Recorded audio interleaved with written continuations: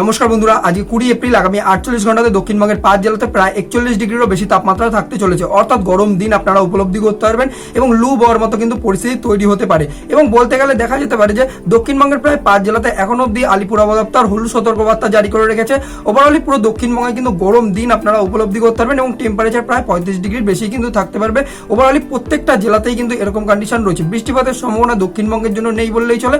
এবং অন্যদিকে দেখা গেলে সেক্ষেত্রে নিচু লেভেলে এতটা জোরেই হাওয়া বইছে প্রায় 925 হেক্টর সেখান থেকে ঝড়ো বেগে হাওয়া আপনারা যে সমুদ্র তটের আমাদের যেসব জেলাগুলো রয়েছে সেখানে কিন্তু আপনারা একটু ঝড়ো বেগে হাওয়া উপলব্ধি করতে পারবেন। এবং এই ঝড়ো বেগের হাওয়া আপনারা বাংলাদেশের যে দক্ষিণ ভাগ রয়েছে সেখানেও আপনারা উপলব্ধি করতে পারবেন। এরপর যদি বৃষ্টিপাত নিয়ে কথা বলি সেক্ষেত্রে উত্তরবঙ্গের বেশ কিছু জায়গাতে আপনারা বৃষ্টিপাত উপলব্ধি করতে পারবেন এবং সাথে সাথে বজ্রপাত সহ ঝড়ো বেগে হাওয়া উপলব্ধি করতে পারবেন।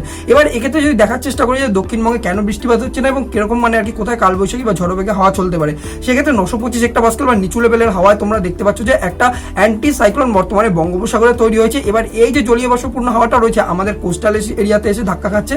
তো যার জন্য কি হচ্ছে যে আমাদের পুরোপুরিভাবে যে মেদিনীপুর, তারপরে হচ্ছে উত্তর 24 পরগনা, দক্ষিণ 24 পরগনার যে এরিয়াগুলো রয়েছে অর্থাৎ হচ্ছে কিন্তু যে কাথি, ডায়মন্ড হারবার, হুগলি, তার সাথে সাথে মানে আর কি বারুইপুর এবং সাথে হচ্ছে গিয়ে যে বারাসাত, তারপর হচ্ছে গিয়ে দমদমের মতো এরিয়াগুলো, এই জায়গাগুলোতে তোমরা কি দেখবে যে একটা ঝড়ো বেগে হাওয়া কিন্তু বইতে পারে এবং এই ঝড়ো বেগের হাওয়া প্রায় 30 কিলোমিটার পার আওয়ারের মতো বইতে পারে। অন্যদিকে এই ঝড়ো বেগের হাওয়াটাই কিন্তু দেখতে পাওয়া যাবে যে একটা যে সাইক্লোনিক আমরা যে অ্যান্টি সাইক্লোনটা দেখতে পাচ্ছি অর্থাৎ জলীয় বাষ্পপূর্ণ হাওয়াটা আসছে, এই হাওয়াটাই কিন্তু বর্তমানে বাংলাদেশ অব্দি যাবে। এবার বাংলাদেশের কোথায় কোথায় দেখতে পাবো এই ঝড়ো বেগের হাওয়া, সেটা হচ্ছে যশোর, খুলনা, পিরিজপুর, জালকাঠি এবং সাথে সাথে কিন্তু যে ঢাকার এরিয়া রয়েছে, সাথে সাথে নোয়াখালী এবং যে পাটুয়াখালীর এরিয়া রয়েছে বা কুমিল্লার মতো যে এরিয়া রয়েছে। তো এই যে পার্শ্ববর্তী যে এরিয়াটা রয়েছে বাংলাদেশের, এই জায়গাটাতেও মোটামুটি আপনারা একটু ঝড়ো বেগের হাওয়া উপলব্ধি করতে পারবেন। ওভারঅলি দেখতে পাওয়া যাচ্ছে যে এখানে যেহেতু একটা অ্যান্টি সাইক্লোন বর্তমান রয়েছে তার জন্য কি হচ্ছে কি এখান থেকে পুরো জলীয় বাষ্পপূর্ণ হাওয়া এসে উপরের হাওয়াতে যেহেতু মিশতে পারছে না এবং বা বলতে পারে যে উপরের হাওয়ায় যেহেতু জলীয় বাষ্প নেই 850 হেক্টর হাওয়াতে, তার জন্য এখানে কিন্তু কোনো রকম মেঘ তৈরি হচ্ছে না আর এর জন্য কিন্তু একটা ভ্যাপসা গরম তৈরি হচ্ছে। আর যার জন্যই বর্তমানে দেখতে পাচ্ছি যে বাংলাদেশের কি যে দক্ষিণ এরিয়াটা রয়েছে সেখানে আপনারা প্রায় 35 ডিগ্রি প্লাস তাপমাত্রা দেখতে পারবেন আগামী 48 ঘন্টাতে। অন্যদিকে যে আমাদের পশ্চিমবঙ্গ রয়েছে, পশ্চিমবঙ্গের যে আমাদের বর্ধমানের এরিয়া রয়েছে অর্থাৎ পুরো পশ্চিম বর্ধমান এবং সাথে সাথে আসানসোল, দুর্গাপুর, সেখানে 41 ডিগ্রির মতো তাপমাত্রা রয়েছে। অন্যদিকে আমাদের যে পুরুলিয়া, বাঁকুড়া, বীরভূমের যে এরিয়া রয়েছে এবং সাথে সাথে কিন্তু ঝাড়গ্রামের এরিয়া, এখানেও আপনারা কিন্তু সেম কন্ডিশন দেখবেন।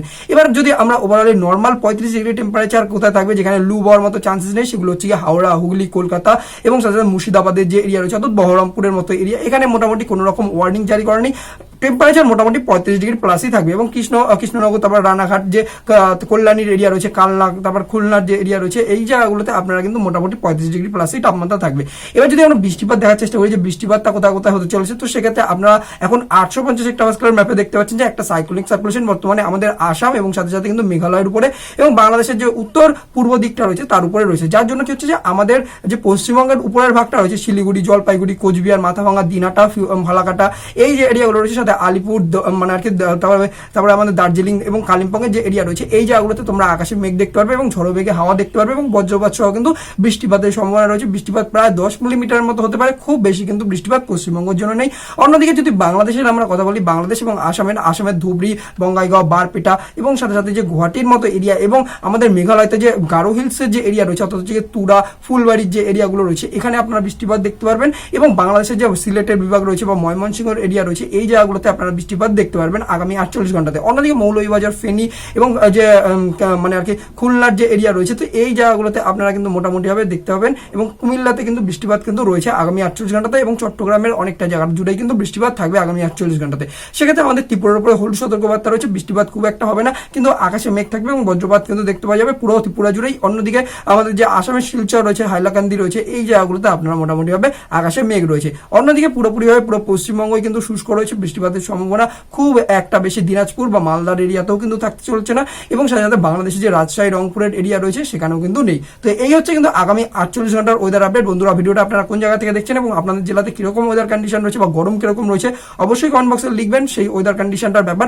আর আমার প্রেডিকশন কতটা পরিমাণে ঠিক হয়েছে সেটা সম্পর্কেও লিখবেন। ভিডিও যদি ভালো লেগে থাকে এবং সাথে সাথে আপনারা যদি রেগুলার আবহাওয়া সম্পর্কিত আপডেট পেতে চান তাহলে আবহাওয়া দর্পণকে অবশ্যই ইউটিউবে সাবস্ক্রাইব করবেন এবং বন্ধুদের সাথে ভিডিওটা শেয়ার করে দেবেন যাতে তারাও এই আপডেটটা পেয়ে যায়। তো বন্ধুরা, দেখা হচ্ছে আপনাদের সাথে পরবর্তী ওয়েদার আপডেটের সাথে।